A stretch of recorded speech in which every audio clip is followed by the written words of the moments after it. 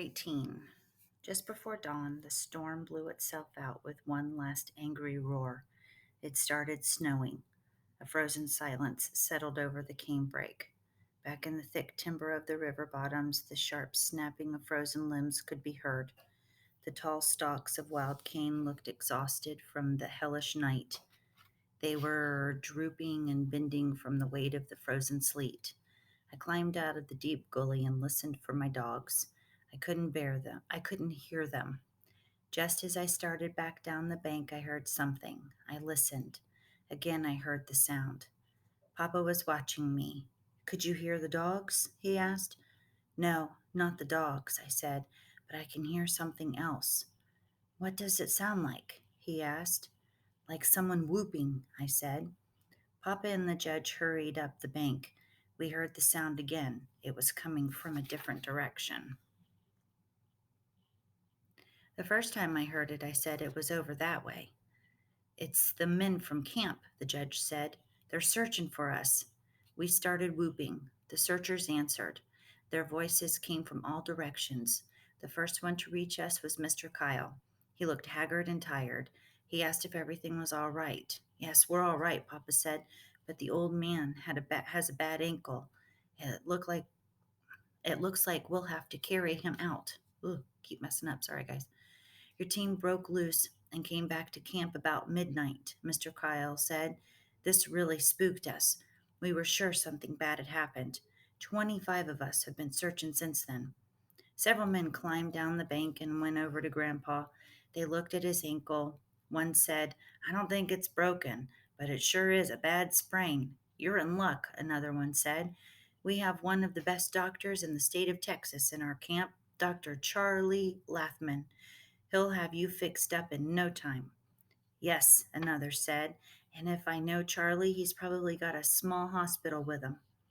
Back in the crowd, I heard another man say, You mean that Lathman fellow who owns those black and tan hounds is a doctor? Sure is, said another. One of the best. Mr. Kyle asked where my dogs were. I told him that they were treed somewhere. What do you mean treed somewhere? He asked. Papa explained what had happened. With a wide eyed look on his face, he said, Do you mean to tell me those hounds stayed with the tree in that blizzard? I nodded. Looking at me, he said, Son, I hope they have that coon treed because you need that one to win the cup. Those two Walker hounds caught three before the storm came up. When it got bad, all the hunters came in. The judge spoke up. I'll always believe that those hounds knew that boy needed another coon to win, he said. If you fellas had seen some of the things those dogs have done, you'd believe it too. One hunter walked over to the broken snag. 3 out of 1 tree, he said. No wonder. Look here. That old snag was full of leaves and grass. Why, it was a regular old den tree. Several of the men walked over. I heard one say, I've seen this happen before. Remember that big hunt in the Red River bottoms when the two little beagle hounds treed 4 coons in an old hollow snag? They won the championship too. I wasn't there, but I remember reading about it, one said. Say, I don't see Benson, Mr. Kyle said. The men started looking at each other. He was searching farther down river than the rest of us, one fellow said. Maybe he didn't hear us shouting. Some of the men climbed out of the gully. They started whooping. From a distance, we heard an answering shout. He hears us, someone said. He's coming. Everyone looked relieved. Mr. Benson struck the washout a little way above us. He was breathing hard, as if he'd been running. He started talking as soon as he was within hearing distance. It scared me when I first saw them, he said. I didn't know what they were. They looked like white ghosts. I'd never seen anything like it. A hunter grabbed Mr. Benson by the shoulder, shaking him. Get a hold of yourself, man, he said. What are you talking about? Mr. Benson took a deep breath to control himself and started again in a much calmer voice. Those 2 hounds, he said. I found them. They're frozen. They're frozen solid. They're nothing but white ice with tips of their noses to the ends of their tails. Hearing Mr. Benson's words, I screamed and ran to my father. Everything started whirling around and around. I felt light as a feather. My knees buckled. I knew no more. Regaining consciousness, I opened my eyes and could dimly see the blurry images of the men around me. A hand was shaking me. I could hear my father's voice, but I couldn't understand his words. Little by little, the blackness faded away. My throat was dry and I was terribly thirsty. I asked for some water. Mr. Benson came over. He said, "Son, I'm sorry, truly sorry. I didn't mean it that way. Your dogs are alive. I guess I was so excited. I'm very sorry." I heard a deep voice say, "That's a hell of a thing to do. Come running in here saying the dogs are frozen solid." Mr. Benson said, "I didn't mean to sound that way. I said I'm sorry. What more do you want me to do?" The deep voice growled again. "I still think it was a hell of a thing for a man to do." Mr. Kyle took over.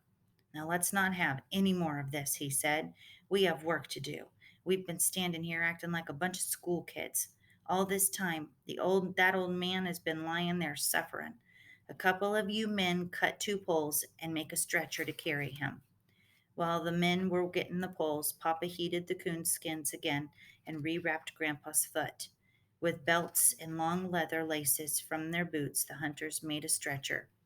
Very gently, they put Grandpa on it. Again, Mr. Kyle took command. "Part of us will start for camp with him," he said. "The others will go after the dogs." "Here, take this gun," Papa said. "I'll go with him." Looking at me, Mr. Kyle said, "Come on, son. I want to see your hounds." Mr. Benson led the way. "As soon as we get out of this cane," he said, "we may be able to hear them. They have the coon treed in a big black gum tree. You're going to see a sight. Now I mean a sight. They've walked a ring around that tree clear down through the ice and snow. You can see the bare ground." "Wonder why they did that?" someone asked. "I don't know," Mr. Benson replied, "unless they ran in that circle to keep from freezing to death or to keep the coon in the tree. I figured I knew why my dogs were covered with ice. The coon had probably crossed the river maybe several times. Old Dan and Little Ann would have followed him. They had come out of the river with their coats dripping wet in the freezing blast of the blizzard, had done the rest." Nearing the tree, we stopped and stared. "Did you ever see anything like that?" Mr. Benson asked. "When I first saw them, I thought they were white wolves.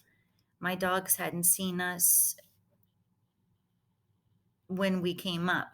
They were trotting round and round, just as Mr. Benson had said. We could see the path that they had worn down through the ice and snow till the bare black earth was visible. Like ghostly white shadows, around and around they trotted." In a low voice, someone said, "They know that if they stop, they'll freeze to death." "It's unbelievable," said Mr. Kyle. "Come on, we must do something quick." With a choking sob, I ran for my dogs. On hearing our approach, they sat up and started bawling treed. I noticed their voices didn't have that solid ring. Their ice covered tails made a rattling sound as they switched this way and that on the icy ground. A large fire was built. Standing my dogs close to the warm heat, the gentle hands of the hunters went to work with handkerchiefs and scarves, heated steaming hot. Little by little, the ice was thawed from their bodies. "If they had ever lain down," someone said, "they would have frozen to death." "They knew it," another said. "That's why they kept running in that circle." "What I can't understand is why they stayed with the tree," Mr. Benson said. "I've seen hounds stay with a tree for a while, but not in a northern blizzard." "Men," said Mr. Kyle, "people have been trying to understand dogs ever since the beginning of time. One never knows what they'll do.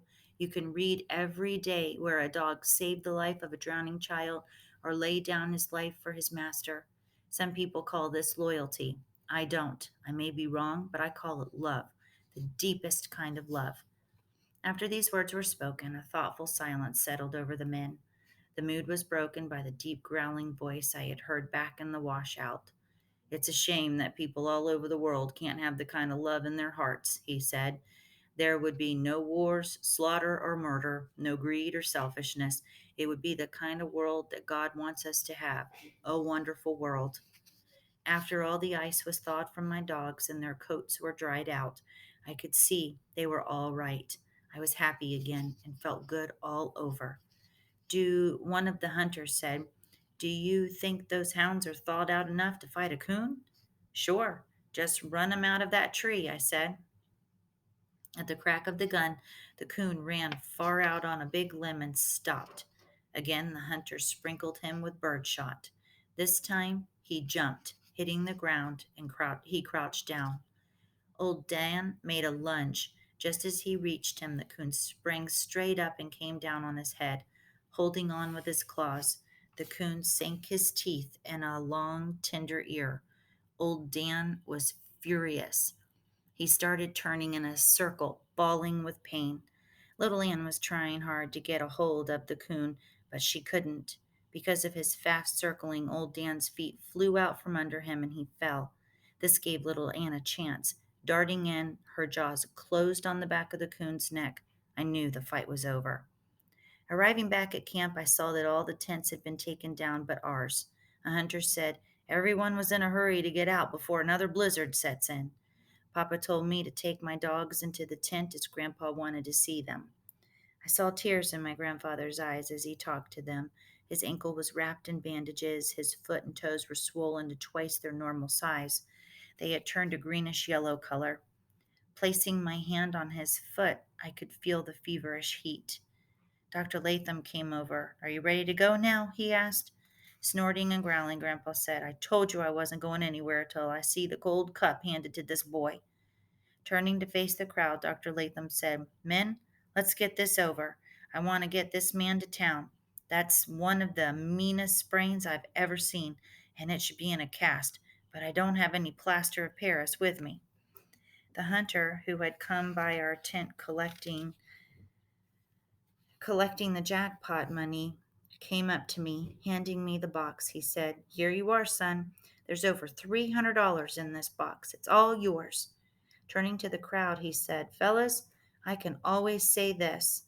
On this hunt, I've seen two of the finest little coon hounds I ever hope to see." There was a roar of approval from the crowd. Looking down, I saw the box was almost full of money. I was shaken all over. I tried to say thanks, but it was only a whisper. Turning, I handed the box to my father.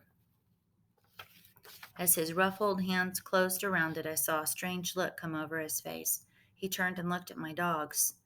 Some of the men started shouting, "Here it is!" The crowd parted and the judge walked through. I saw the gleaming metal of the gold cup in his hand. After a short speech, he handed it to me, saying, "Son, this makes me very proud. It's a great honor to present you with this championship cup." The crowd exploded. The hunters' shouts were deafening. I don't know from where the two silly old tears came. They just squeezed their way out. I felt them as they rolled down my cheeks. One dropped on the smooth surface of the cup and splattered. I wiped it away with my sleeve. Turning to my dogs, I knelt down and showed the cup to them. Little Ann licked it. Old Dan sniffed one time and then turned his head away. The judge said, "Son, there's a place on the cup to engrave the names of your dogs. I can take it into Oklahoma City and have it done, or you can have it done yourself. The engraving charge has already been paid by the association." Looking at the cup, it seemed that far down in the gleaming shadows I could see two wide blue eyes glued to a window pane. I knew that my little sister was watching the road and waiting for our return. Looking back at the judge, I said, "If you don't mind, I'll take it with me. My grandfather can send it in for me." Laughing, he said, "That's all right." Handing me a slip of paper, he said, "This is the address where you should send it." Grandpa said, Now that that's settled, I'm ready to go to town." Turning to Papa, he said, "You'll have to bring the buggy, and I wish you'd look after my stock. I know Grandma will want to go in with us, and there'll be no one there to feed them. Tell Bill Lowry to come up and take care of the store. You'll find the keys in the usual place." "We'll take care of everything," Papa said. "Don't worry about a thing. I don't intend to stop until we get back because it looks like we're in for some more bad weather." I went over and kissed Grandpa goodbye.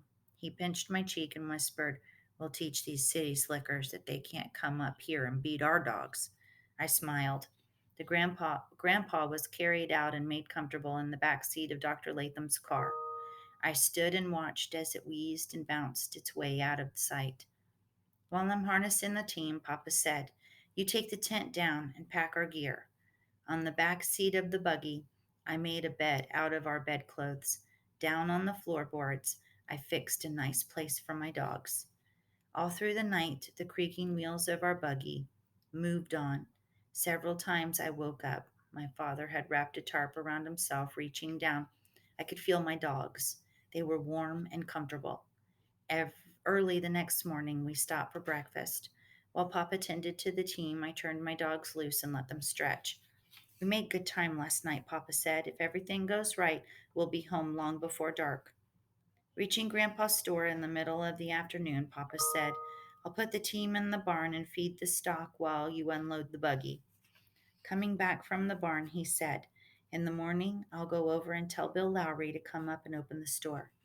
Looking around, he said, "It snowed more here than it did where we were hunting." Feeling big and important, I said, "I don't like the looks of this weather. We better be scooting for home." Papa laughed. "Sure you're not in a hurry to get home to show off the gold cup?" he asked. A smile was my only answer. 200 yards this side of our home, the road made a turn around a low foothill, shutting our house off from view. Papa said, "You're going to see us scramble as soon as we round that bend." It was more of a stampede than a scramble. The little one came out first and all but tore the screen door from its hinges. The older girls passed her just beyond the gate. In her hurry, she slipped and fell face down in the snow. She started crying. The older girls ran up asking for the cup. Holding it high over my head, I said, "Now wait a minute. I've got another one for you, too." I held the small silver cup out to them. While they were fighting over it, I ran to the little one, picking her up. I brushed the snow from her long braided hair and her tear stained face. I told her there was no use to cry. I had brought the gold cup to her, and no one else was going to get it. Reaching for the cup, she wrapped her small arms around it, squeezing it up tight. She ran for the house to show it to Mama. Mama came out on the porch. She was just as excited as the girls were. She held out her arms. I ran to her. She hugged me and kissed me. "It's good to have you home again," she said. "Look what I have, Mama," the little one cried, "and it's all mine." She held the golden cup out in her two small hands. As Mama took the beautiful cup, she looked at me. She started to say something but was interrupted by the cries from the other girls. "We have one too, Mama," they cried, "and it's just as pretty as that one." "It's not either," the little one piped in a defiant voice. "It's not even as big as mine." "Two cups," Mama exclaimed. "Did you win two?" "Yes, Mama," I said. Little Ann won the one all by herself. The odd expression on my mother's face was wonderful to see. Holding a cup in each hand, she held them out in front of her. "Two," she said, "a gold one and a silver one. Who would have thought anything so wonderful could have happened to us? I'm so proud, so very proud." Handing the cups back to the girls, she walked over to Papa. After kissing him, she said, "I just can't believe everything that has happened. I'm so glad you went along. Did you enjoy yourself?" With a smile on his face, Papa almost shouted, "Enjoy myself? Why, I never had such a time in my life." His voice trailed off to a low calm. "That is, except for one thing. Grandpa had a bad accident." "Yes, I know," Mama said. "One of Tom Logan's boys was at the store when they arrived. He came by and told us all about it. The doctor said it wasn't as bad as it looked, and he was pretty sure Grandpa would be home in a few days." I was happy to hear this news and could tell by the pleased look on my father's face he was glad to hear it too. On entering the house, Papa said, "Oh, I almost forgot." I handed, Sorry, I just totally lost my place. He handed the box of money to Mama. "What's this?" she said. "Oh, it's just a little gift from old Dan and little Ann," Papa said. Mama opened the box. I saw the color drain from her face. Her hands started trembling, turning her back to us. She walked over and set it on the mantel. A peaceful silence settled over the room. I could hear the clock ticking away. The fire in the fireplace crackled and popped. Turning from the mantel, Mama looked straight at us. Her lips were tightly pressed together to keep them from quivering. Walking slowly to Papa, she buried her face in his chest. I heard her say, "Thank God, my prayers have been answered." There was a celebration in our home that night. To me, it was like a second Christmas. Mama opened a jar of huckleberries and made a large cobbler. Papa went to the smokehouse and came back with a hickory cured ham. We sat down to a feast of the ham, huge plates of fried potatoes, ham gravy, hot cornbread, fresh butter, and wild bee honey. During the course of the meal, the entire story of the championship hunt was told, some by Papa, but mostly by me. Just when everything was so perfect and peaceful, an argument sprang up between the two oldest girls. It seemed that each wanted to claim the silver cup. Just when they were on the verge of swaying it in two, so each would have her allotted share, Papa settled the squabble by giving the oldest one a silver dollar. Once again, peace and harmony was restored. That night, as I was preparing for bed, a light flashed by my window. Puzzled, I tiptoed over and peeked through the pane. It was Mamma, carrying my lantern and two large plates heaped high with food. She was heading for the doghouse. Setting the light down on the ground in front of it, she called to my dog. While they were eating, Mamma did something I couldn't understand. She knelt down on her knees in prayer. After they had eaten their food, Mamma started petting them. I could hear her voice, but couldn't make out her words. Whatever she was saying must have pleased them. Little Ann wiggled and twisted. Even old Dan wagged his long red tail, which was very unusual. Papa came out. I saw him put his arm around Mamma. Side by side, they stood for several minutes, looking at my dogs. When they turned to enter the house, I saw Mamma dab at her eyes with her apron. Lying in bed, staring into the darkness, I tried hard to figure out the strange actions of my parents. Why had Mamma knelt in prayer in front of my dogs? Why had she wept? I was running all the whys around in my mind when I heard them talking. "I know," Papa said, "but I think there's a way. I'm going to have a talk with Grandpa. I don't think that old foot of his is ever going to be the same again. He's going to need some help around the store." I knew they were talking about me, but I couldn't understand what they meant. Then I thought, why, that's it. They want me to help Grandpa. That would be all right with me. I could still hunt every night, feeling smart for figuring out their conversation. I turned over and fell asleep. Okay, look for your next chapters tomorrow.